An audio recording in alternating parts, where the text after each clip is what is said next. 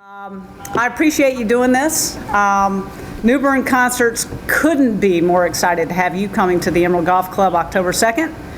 Have you ever been to Eastern North Carolina? I know I have been, but, it's been a while. I can say that. So I'm looking forward to getting back over there, especially for, to help out such good cause. Fantastic. I was reading your bio. I love your story. Mom, dad, brother, family band back in the early days. Was your mom part of that? Did she perform? Yeah, my mom actually played drums for my dad, and she was a singer too. And and Dad was he was the lead singer of the band and guitar player. So they drug me and Eddie around, when we was kids, picking and singing on the weekends here and there at different places, from VFWs to little camping places and just wherever they could play at on a weekend. Weekend warriors is what we call it. And so me and Eddie just kind of grew up doing it, and we, of course, we enjoyed it. We were lucky enough to be able to be born with the talent and the gifts, and so we decided to have some fun with it ourselves after we got out of high school, and here we are today, still picking and singing and people are paying us for it. We still can't believe it. Yeah. So I got to ask you, did your mom ever hustle your CDs out of a trunk of a car? No, I think she probably did with my dad, though. My dad, back then, he would cut us, little songs locally on little 45s, and they would pack them around from show to show and sell them, and stuff. So it was, now I pack them on my tour bus and sell them. So fantastic. Who was more influential with your style of music? Was it your dad or your mom? Well, I would say for me it was probably Dad, because I kind of took over his mantle. He played guitar and lead singer of the band and was the front guy. And so I definitely got my share of talents from my mom too, and her personality, as far as she was and still is just she's just a go-getter, hard-working and somewhat stubborn, not give up kind of person, So, it was definitely I think I got the best traits of both, So it's worked out for me. So, do you play more than just the guitar? Did you play a lot of instruments? When I was younger, I played piano a little bit, took some piano lessons. I really liked playing piano, and of course, I like to write songs and things like that. And of course, one of my two favorite singers growing up that I really enjoyed singing their music was Lionel Richie and George Strait. And Lionel, of course, played piano and stuff, and I really dug that a lot. And I loved his music and what he wrote. And then, of course, George Strait, they kind of, he's definitely where I cut most of my teeth when it comes to the singing country music love songs, where, Lionel Richie was probably when I had, like songs like I Swear and things like that, I think were probably more, I would think I was able to sing songs like that because of the influence that Lionel Richie had on me. Real big old power ballad love songs. Yeah, that's one of my questions. As I read through your bio and I studied some of those hit songs, like "I Love the Way You Love Me," "I Swear," which was a top song in 1994, and "I Can Love You Like That." I think it really identifies you as a romantic. Is that just following Lionel, or is that part of who you are? Well, I think for me it was more just I loved those kind of songs growing up, because as a kid growing up, you fall in and out of love and you get your heart broke and all that stuff. And the Lionel Richie songs were they were the songs that just made me feel better. And, that there's still hope that I'm going to find that person, and if it is, that's the way I want it to be, and that kind of stuff. And so I think that's kind of where I learned, when I started recording, I gravitated towards songs like that just, that had that romantic, story to it, and dream of, falling in love and it being perfect and all that. And so he was definitely, I can't tell you how much I wore out the cassette player, back then with the Lionel Richie, songs. I mean, I just loved it. And but him and George Strait were definitely, I think, probably up, and those two and the Eagles. I just wore those 3 tapes out, and so it was, but there was so many good influences back in the late 70s and early 80s, growing up in that time period, growing up to be a singer and trying to hone your skills and get, find people to be influenced by, there was just a treasure trove of wonderful artists back in those days, that I think certainly made it, was a big help for me when it came into trying to find hit songs. Yeah. So in 1992, can you tell me about that breakout single, Life's a Dance? Did you know or have a feeling that song was going to go double platinum? No, not at all. Actually, I was kind of hoping actually that I Love the Way You Love Me would be the first single, because I really felt like it was, that was me. That was the songs I loved to sing, and the label, and the producer said, no, we want to put this song out called Life's a Dance, because we really think that's, people are really going to dig this, and this, and it fits you so well. Well, I was like, well, I've never really sang a philosophical type song like that. I always sang the Cry in Your Beer country song or your romantic love songs. I said, are y'all sure about this? And they said, believe us, we're sure. So I was kind of, in a way disappointed that I Love the Way You Love Me didn't come out first. And so when Life's a Dance came out, it was one of those, I had one of those moments, especially when it broke top 40 and Bob Kingsley's top 40 countdown. He came on there, and, when I got on Bob Kingsley's top 40 countdown, I knew then that I had made it. I had my first hit record. And then it made it all the way, into the top 5. And from that point on, I was like, well, I guess, they were right, and they know what they're talking about, because I'm talking about my producers and my label. And, that's the thing that I tell artists a lot of times, you may, there's an artist when they're new, they get caught up into singing and what they are comfortable with, and trying to cut songs that they're comfortable with, that they've been doing. But, what really makes a good an artist be able to, I guess, spread his wings and fly, or spread their wings and fly, is having that other person in there that's going, hey, try this. I think this is another side of you that you probably didn't know you had. And that's pretty much what Life's a Dance was. Was for me, it was a wake-up moment. It's like, I can sing songs like that. And people, that's cool. I dig it. Now I got to, and so that was kind of a wake-up moment for me. And, of course, when you hear your song on radio for the first time, it's the absolute best and most unique experience that any artist could ever have. I can just imagine the rush, the adrenaline. When you take a look back and you start reflecting on the many, many accomplishments, what stands out the most? Well, and the music side of it, of course, definitely, having the,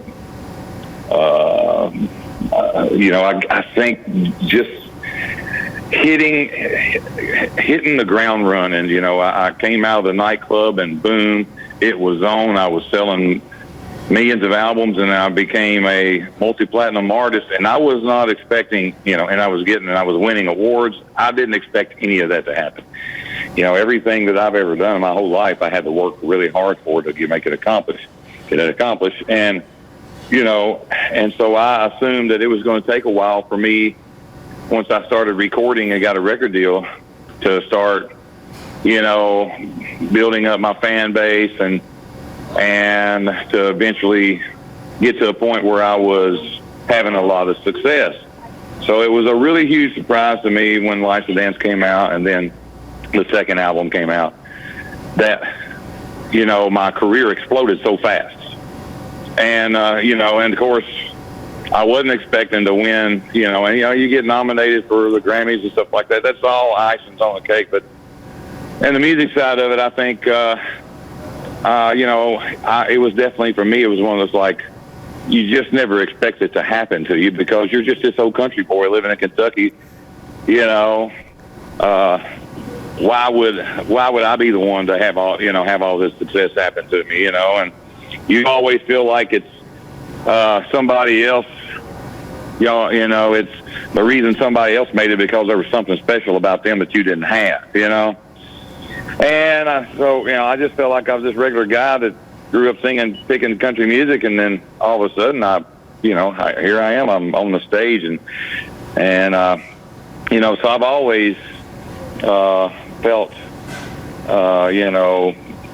that was an extra accomplishment that I wasn't expecting to have, and of course, having my kids, my two kids, they're now 20 and 18. That was for me the most magical moment in my life, and of course the most accomplished part of my life was raising those kids to be good human beings and good people, and there's nothing like watching a kid grow and getting to the age where they're getting ready to go out on their own, and you're going, okay, this is where I find out if I was a good parent or not, Hey, I saw a clip on YouTube of your son. What a cutie. And he was on stage with you. Is he a singer? Yes, him and my daughter both are very good singers, and they both love the music and the music business. So, who knows, maybe one day, I'll be able to pass the mantle along to them, and let them be able to continue the being a music artist and touring and all that stuff, and enjoy all the stuff that comes with that. And so, but just more than anything, very proud father, and I just it's an amazing thing to that I guess two things. It was an amazing thing that happened to me, that I was able to come out of living, just an old poor country boy making good, and now I've got two kids that are on their way to, living their own lives and doing well. So I guess those two accomplishments right there for me is, I couldn't ask for anything. I would be definitely, it would be greedy for me to ask for any more than what I've been able to enjoy in my life. No question. What is your favorite song in the sense of the song that delivers the best story?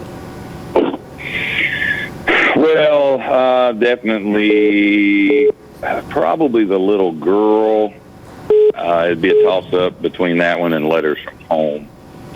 I think those two songs probably, as far as the ones that were hits now, I mean, there are definitely other songs that I had that album cuts that had really, really good stories to them. But as far as the hits goes, definitely, I think it would be hard to beat The Little Girl, the story of the little girl, and the Letters from Home. So. John, I hate to interrupt you, but why did you connect to that song? I mean, that's a song, I listened to it this morning because I did want to go there. The emotion that you sing with when you're singing that song, it cuts you right to the core. Why did you connect to that? Are you talking about The Little Girl? Little Girl, yeah. Yeah. Well, I don't know. I mean, it's, I guess I feel those songs, I mean, I grew up in, places where, I saw abuse and stuff. I mean, I grew up living in, the poor parts of areas of county, whether it be old farm homes or trailer parks. I've seen some things, that growing up growing up in the areas and things like that, I guess when I hear songs like that, it just kind of reminds me of those days, and it draws out that emotion and feelings that,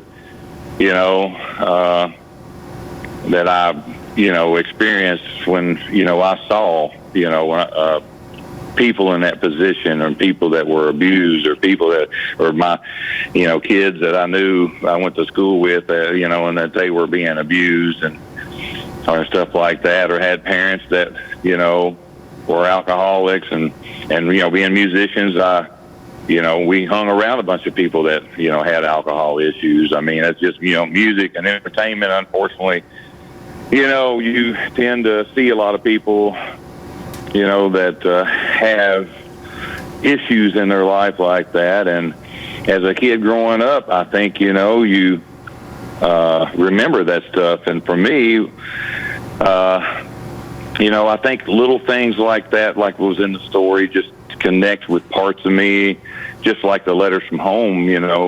My grandmother, my mom had 4 brothers, and 3 of them were all in the military. But when I was a little kid in the late 60s, I was 4 and 5 years old. I stayed with my grandmother a whole lot, and she had 3 boys, and 2 of them were overseas still in the military. And I just remember how happy she was when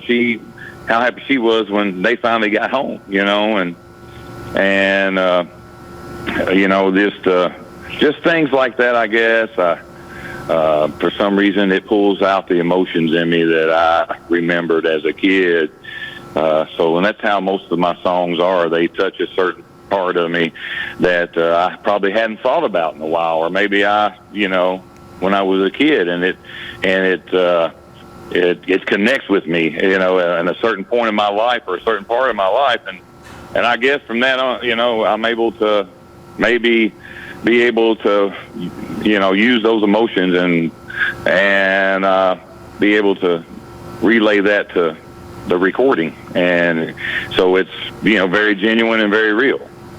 Did you ever pass, excuse me, did you ever pass on a song that someone else picked up that went to the top of the charts? No, I can't say that I have. I mean, there were songs I passed on that, that other people cut, but, they never were like, they never became huge songs where I was like, okay, I missed the boat on that one,